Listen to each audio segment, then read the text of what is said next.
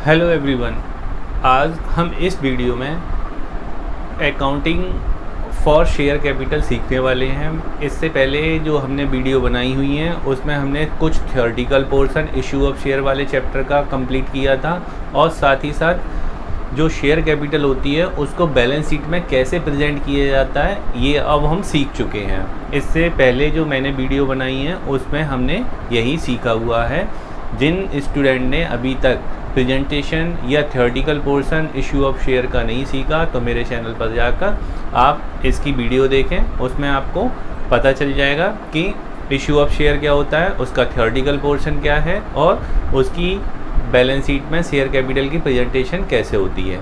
आज हम जो सीखने वाले हैं शेयर कैपिटल की अकाउंटिंग सीखने वाले हैं कि एक कंपनी शेयर कैपिटल की अकाउंटिंग किस तरीके से करती है। तो अकाउंटिंग सीखने के लिए कंपनी अपने शेयर को डिफरेंट पर्पज़ से इशू करती है।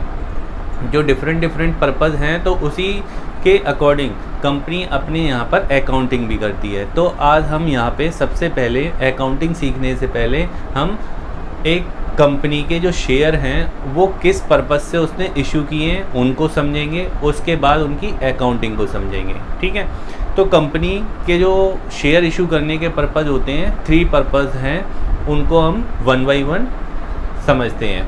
देखिए, पहला पर्पज़ है पब्लिक इशू शेयर। यहाँ पर कंपनी का पर्पज़ पब्लिक से पैसा लेने का होता है। जब भी कंपनी को फाइनेंस की नीड होती है तो कंपनी सबसे पहले कैपिटल से फाइनेंस लेना चाहती है। तो कैपिटल से फाइनेंस जब कंपनी को मिलेगा ये पब्लिक के पास जाएगी, पब्लिक को इनविटेशन देती है कि पब्लिक क्या करे, इस कंपनी के शेयर मार्केट में आ चुके हैं, इस कंपनी के शेयर परचेज कर लें। और जब शेयर होल्डर कंपनी के शेयर को परचेज करेंगे तो वो कंपनी को क्या देंगे, अमाउंट देंगे, मनी देंगे।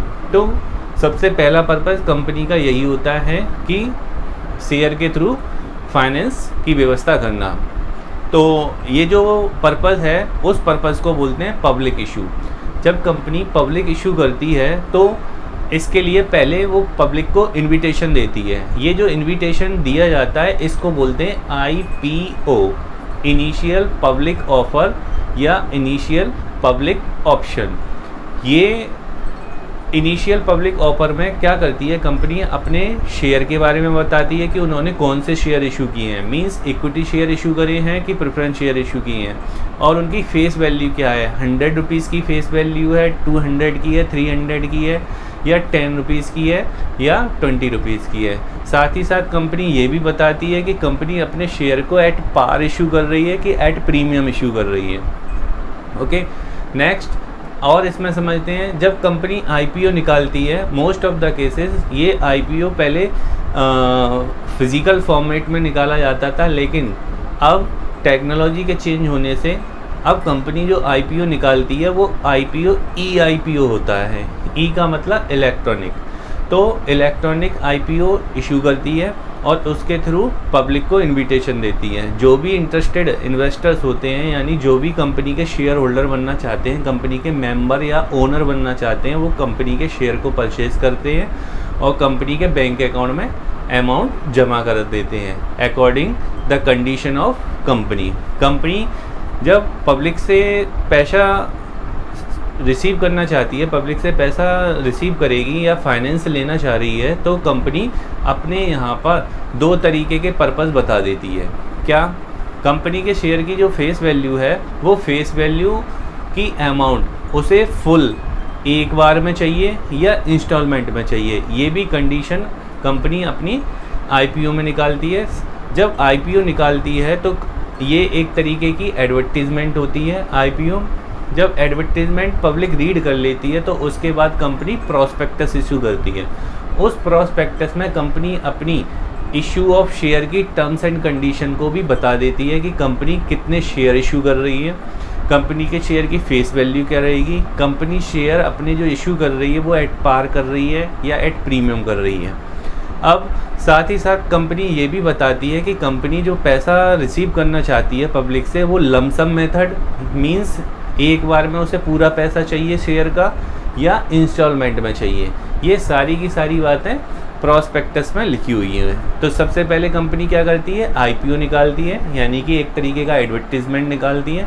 एडवर्टीजमेंट निकालने के बाद कंपनी प्रॉस्पेक्टस इशू करती है, और प्रॉस्पेक्टस इशू करने के बाद कंपनी क्या करती है, जो भी इंटरेस्टेड पर्सन है वो कंपनी के प्रॉस्पेक्टस परचेज करते हैं और उसमें लगा हुआ एप्लीकेशन फॉर्म भर के कंपनी के बैंक अकाउंट में पैसा जमा कर देते हैं और कंपनी के पास एप्लीकेशन सेंड कर देते हैं। अब ये सारा काम इलेक्ट्रॉनिकली होने लगा है। तो ये था public issue of shares. Next purpose company का होता है शेयर इशू करने का, consideration for other than cash. अभी जो हम पब्लिक इशू समझ रहे थे उसका कंसीडरेशन था कैश के लिए कंपनी शेयर इशू करती है। दूसरा पर्पस है company other than cash. Company अपने शेयर अदर देन कैश यानी कैश लिए बिना भी कंपनी मार्केट में शेयर इशू कर देती है। तो वो क्या होते हैं, ये सेकंड कंडीशन होती है। सेकंड कंडीशन को बोलते हैं for consideration other than cash. For consideration other than cash में कंपनी क्या करती है कि कंपनी अपने लिए कुछ यानी कि अपने लिए कुछ प्रॉपर्टी परचेज कर लेती है। प्रॉपर्टी का मतलब कोई भी एसेट्स परचेज कर ली। सपोज़ कंपनी ने कोई मशीनरी या प्लांट परचेज किया है। अब कंपनी ने मशीनरी प्लांट परचेज किया है तो कंपनी को पेमेंट करना पड़ेगा, जिससे भी वो ख़रीद के लाए हैं, जिस वेंडर से उन्होंने परचेज की है। अब वेंडर को अमाउंट का पेमेंट ना करके कंपनी उतनी ही वैल्यू के अपनी कंपनी के शेयर उसे इशू कर देती है। तो ये क्या कर दिया कंपनी ने, अपने कंपनी के share other than cash issue कर दिए, यानी कैश तो लिया नहीं, बदले में एक एसेट्स परचेज किया और पेमेंट किससे किया है, अपनी कंपनी के शेयर इशू करके पेमेंट कर दिया है। ऐसे ही कंपनी अदर देन कैश में रनिंग बिजनेस भी परचेज कर लेती है। कभी कभार कंपनी रनिंग बिजनेस परचेज करती है और बदले में पेमेंट में क्या दे देगी, कंपनी अपनी कंपनी के उतनी ही वैल्यू के शेयर इशू कर देती है। इसे बोलते हैं share issue for the consideration other than cash, और ये था कंसीडरेशन फॉर कैश। तो ये फॉर कैश का पर्पज था और ये था अदर देन कैश का। ठीक है, अब थर्ड नंबर पे आते हैं। थर्ड नंबर पे होता है private placement of shares. Private placement of shares for cash भी हो सकता है और अदर देन कैश भी हो सकता है। प्राइवेट प्लेसमेंट में कंपनी क्या करती है, जब अपने शेयर इशू करती है तो कंपनी जिन लोगों को शेयर इशू कर रही है उसके लिए वो पब्लिक को इनविटेशन नहीं दे रही है। उनके शेयर अगर कोई बिजनेस ऑर्गेनाइजेशन इकट्ठे परचेज कर रहा है तो उन्हीं को बेच देती है, पब्लिक को इनविटेशन देती नहीं है। तो इस तरीके से जब कंपनी अपने शेयर किसी बिजनेस ऑर्गेनाइजेशन को बेच देती है तो इसको बोलते हैं प्राइवेट प्लेसमेंट। जैसे कि कंपनी ने एक LIC कंपनी होती है, life insurance corporation, unit trust of India, इन लोगों को कंपनी क्या करती है, अपने शेयर इकट्ठे बेच देती है। तो ये लोग इंटरेस्टेड होते हैं किसी कंपनी के इकट्ठे शेयर परचेज करने में। जब कंपनी इस तरीके से अपने शेयर इशू करती है तो इसको बोलते हैं private placement of shares. Company इसी के अंडर में कुछ ऑप्शन और फॉलो करती है, वो होती है एम्प्लॉय स्टॉक ऑप्शन प्लान। यानी कि कंपनी उन एम्प्लॉय को अपने शेयर इशू करती है जो कंपनी के यहाँ पर वर्क कर रहे हैं, यानी उन पर्सन को शेयर इशू करती है जो कंपनी के यहाँ पर एम्प्लॉय हैं। तो कंपनी अपने एम्प्लॉय को मार्केट रेट से सस्ती रेट पर शेयर इशू कर देती है। इसको बोलते हैं एम्प्लॉय स्टॉक ऑप्शन प्लान। इसे स्वेट इक्विटी शेयर भी इसी तरीके की कंडीशन में कंपनी इशू करती है। ये भी एक प्राइवेट प्लेसमेंट का एग्जाम्पल है। कंपनी अपने शेयर डायरेक्टर को भी इशू करती है, प्रमोटर को भी इशू करती है। तो ये सब ऑप्शन किसके हैं, प्राइवेट प्लेसमेंट के। इसमें कुछ एग्जाम्पल थे जिनमें फॉर कैश का पर्पज़ था और कुछ एग्जाम्पल थे अदर देन कैश, जैसे कि डायरेक्टर को शेयर इशू करना, प्रमोटर को शेयर इशू कर देना।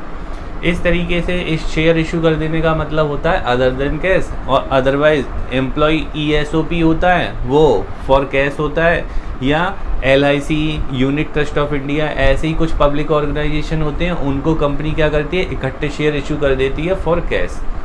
तो ये हैं कंपनी के डिफरेंट पर्पज़। यहाँ पर हमने 3 टाइप्स के पर्पज़ रीड किए हैं, public issue, for consideration other than cash and private placement of shares. ये तीनों के तीनों आपके कोर्स में टर्म फर्स्ट में इंक्लूडेड हैं।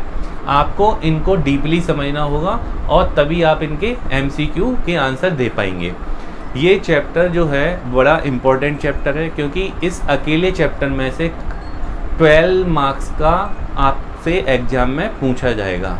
तो इस चैप्टर्स को बड़ा डीपली समझिए, बड़ा सिंपल चैप्टर है और इजीली समझ में आ जाता है। चलिए अब हम इसकी अकाउंटिंग सीखेंगे। सबसे पहले जो हम सीखने वाले हैं वो है पब्लिक इशू। इसको हम डिटेल में सीखेंगे।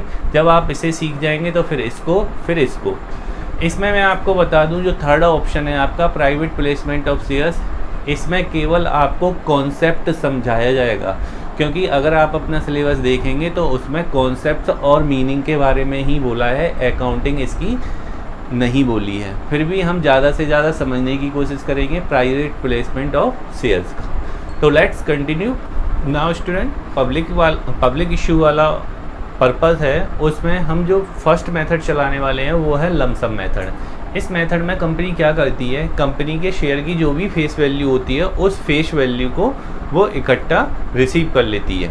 सपोज़ कोई कंपनी है और उस कंपनी ने 1 लाख शेयर इशू किए हैं और 1 लाख शेयर इशू करे हैं और कंपनी के शेयर की फेस वैल्यू है 100 रुपीज़। ये इसके फेस वैल्यू है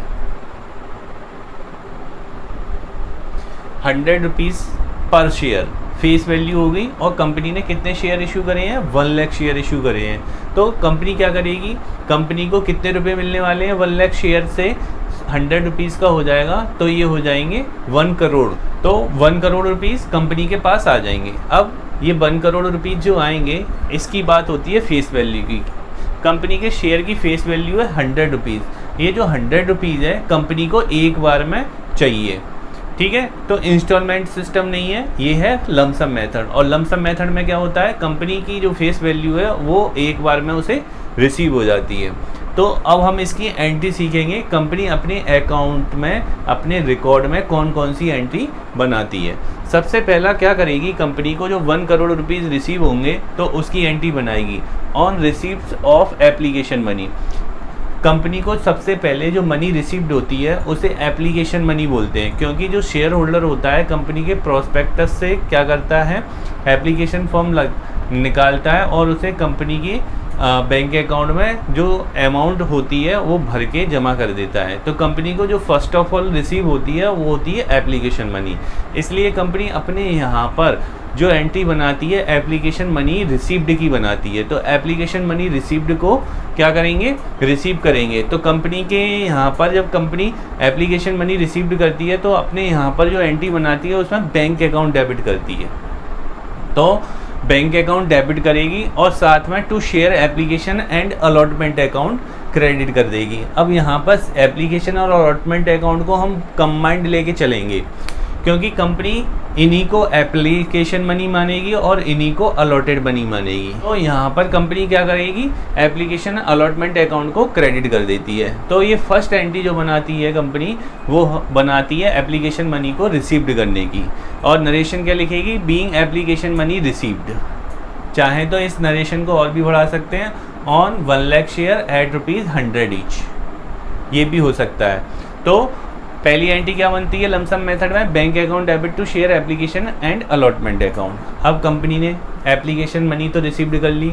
अब एप्लीकेशन मनी रिसीव्ड करने के बाद कंपनी क्या करती है, इस एप्लीकेशन मनी को शेयर कैपिटल में ट्रांसफ़र कर देती है। मीन्स जो शेयर की एप्लीकेशन है उसे कैपिटल में कन्वर्ट कर दिया जाता है, शेयर कैपिटल में कन्वर्ट कर दिया जाता है। तो नेक्स्ट एंट्री यही होती है। इस एंट्री के लिए जो हम यूज़ करते हैं वो होता है for transfer of application money to share capital. यानी कि जो हमें एप्लीकेशन मनी रिसीव्ड हुई है उसको हमें ट्रांसफ़र करना है कहाँ पर, शेयर कैपिटल में। तो इसके लिए कंपनी क्या एंट्री बनाती है, share application and allotment account debit to share capital account. ये एंट्री कंपनी बना देती है। और नरेशन क्या लिखेंगे, being application money transfer to share capital account. इस तरीके से कंपनी ट्रांसफ़र करके इसका काम ख़त्म कर देती है। तो लमसम मेथड में यही 2 एंट्री बनती हैं। पहली एंट्री में कंपनी एप्लीकेशन की मनी रिसीव्ड करके दिखाती है, और जब एप्लीकेशन मनी रिसीव्ड हो जाती है तो उसके बाद इस एप्लीकेशन मनी को शेयर कैपिटल में ट्रांसफ़र कर देना होता है। अब बात करते हैं कंपनी ने कौन से शेयर इशू करे हैं। कंपनी दो तरीके के शेयर इशू कर सकती है, या तो इक्विटी शेयर या प्रेफरेंस शेयर। अगर कंपनी ने इक्विटी शेयर इशू करे हैं तो यहाँ पर नाम चेंज हो जाएगा, फिर क्या हो जाएगा, यहाँ पे लग जाएगा to equity share application allotment account, to equity share application allotment account. ऐसे ही जहाँ जहाँ शेयर है वहाँ पर उसका नाम आ जाएगा इक्विटी शेयर, और ऐसे ही जहाँ कैपिटल लिखी हुई है तो वहाँ पे भी शेयर के आगे क्या वर्ड ऐड हो जाएगा, equity share, to equity share. अगर इक्विटी शेयर है तो इक्विटी शेयर, अगर प्रेफरेंस शेयर है तो फिर प्रेफरेंस शेयर का नाम लग जाएगा, ठीक है ना। तो ये था आपका कंपनी जब लमसम मेथड के थ्रू पब्लिक से पैसा रिसीव करती है तो ये दो एंट्री बनाती है। इसके बाद हम जो मेथड सीखने वाले हैं वो सीखने वाले हैं इंस्टॉलमेंट मेथड। पहले हम इससे रिलेटेड कुछ क्वेश्चन करेंगे, उसके बाद हम इंस्टॉलमेंट मेथड पे चलेंगे। ओके, सो नाउ अब हम terms of issue of share के 2 टर्म्स होते हैं उनको और समझने वाले हैं कि एक कंपनी जब शेयर इशू करती है तो 2 टर्म्स यूज़ करती है, एट पार, एट प्रीमियम। इस एट पार एट प्रीमियम का मीन्स यहाँ पे हम समझेंगे, उसके बाद आगे प्रोसीड्स करेंगे। तो चलिए एक एग्जाम्पल के थ्रू बताता हूँ। सपोज़ कोई कंपनी है, कंपनी ने शेयर इशू करे हैं, कंपनी जो शेयर इशू कर रही है उनकी नंबर ऑफ शेयर है 10,000, ये 10,000 शेयर्स हैं, और कंपनी ने बताया कि इनकी जो फेस वैल्यू है वो है 100 रुपीज़ ईच, 100 रुपीज़ ईच। यानी कि अगर कोई कंपनी का एक शेयर ख़रीदना चाहता है तो उसे 100 रुपये देने पड़ेंगे। अब ये फेस वैल्यू क्या होती है, फेस वैल्यू वो वैल्यू होती है जो शेयर की प्रिंट वैल्यू है, यानी कि एक शेयर कितने में बिकेगा ये कंपनी खुद डिसाइड करती है, उसी को हम बोलते हैं फेस वैल्यू। अब फेस वैल्यू के अलावा जो मार्केट वैल्यू है वो कंपनी की परफॉर्मेंस पे डिपेंड करती है, ठीक है। तो अभी हम यहाँ पे जो समझने वाले हैं एट पार और एट प्रीमियम पे समझने वाले हैं कि जब कोई company at par share issue करती है तो कितने रुपए का एक शेयर बिकता है, और जब एट प्रीमियम पे कंपनी शेयर इशू करती है तो उनका शेयर कितने रुपए का बिकता है, ठीक है। तो चलिए अब company suppose at par issue कर रही है, तो एट पार का मतलब उनकी फेस वैल्यू कितनी है, उनकी फेस वैल्यू है 100 रुपीज़। और यदि कंपनी अपनी फेस वैल्यू जो उनकी शेयर की फेस वैल्यू है उसी पर शेयर इशू करती है, यानी कि जब कंपनी अपनी शेयर को अपनी फेस वैल्यू पे इशू करती है तो उस कंडीशन को बोलते हैं एट पार इशू, ठीक है ना। तो अगर यहाँ पर हम 100 रुपीज़ का शेयर मानेंगे, क्योंकि कंपनी का शेयर की फेस वैल्यू कितनी है 100, और एट पार के केस में कंपनी कितना ही रखेगी, 100 ही रखेगी।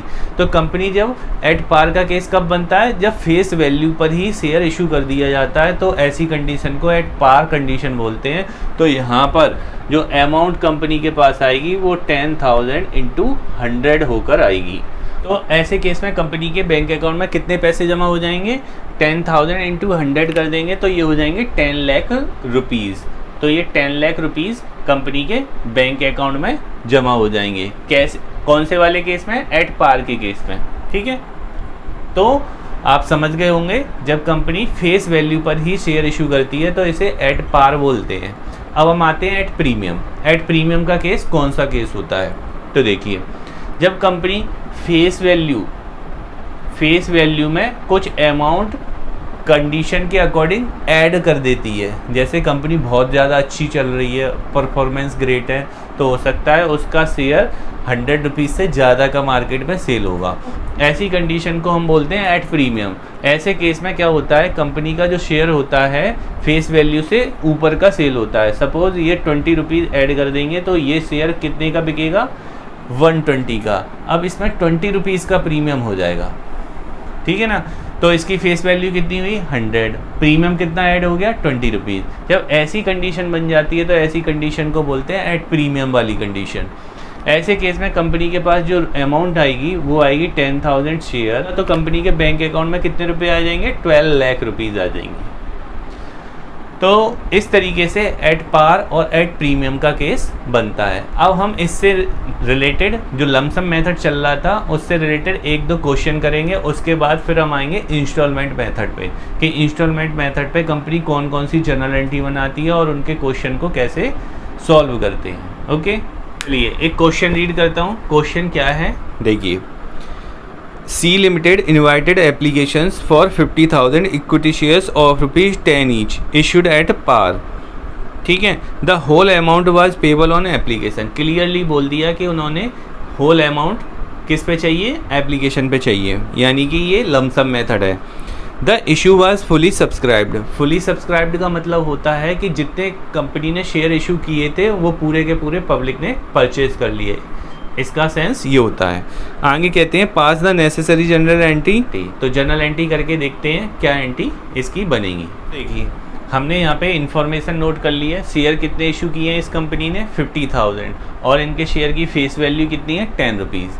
तो अभी हमें क्या बनाना है, अब हम एंट्री बनाते हैं। इसकी क्या एंट्री बनेगी, तो देखिए सबसे पहली एंट्री होती है एप्लीकेशन मनी रिसीव्ड की।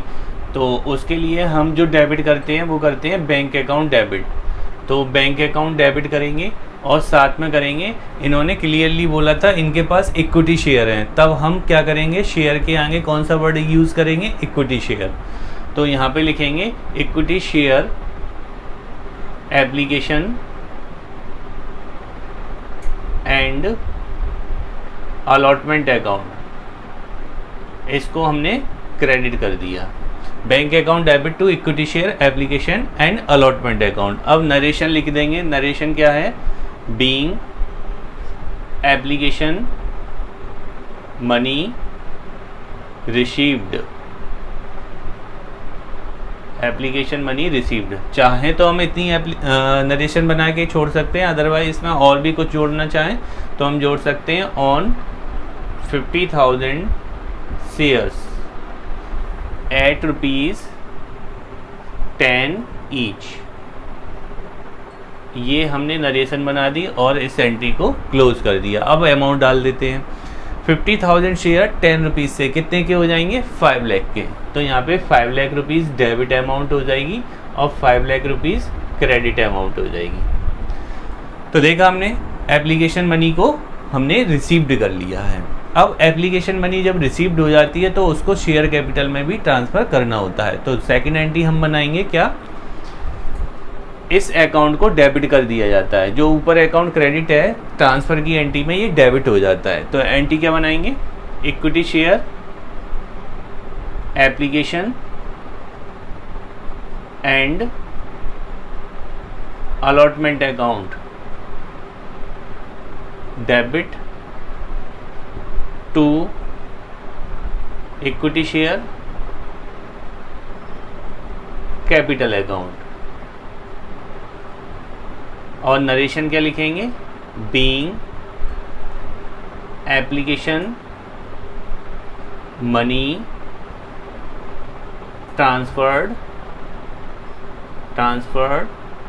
To equity share capital account.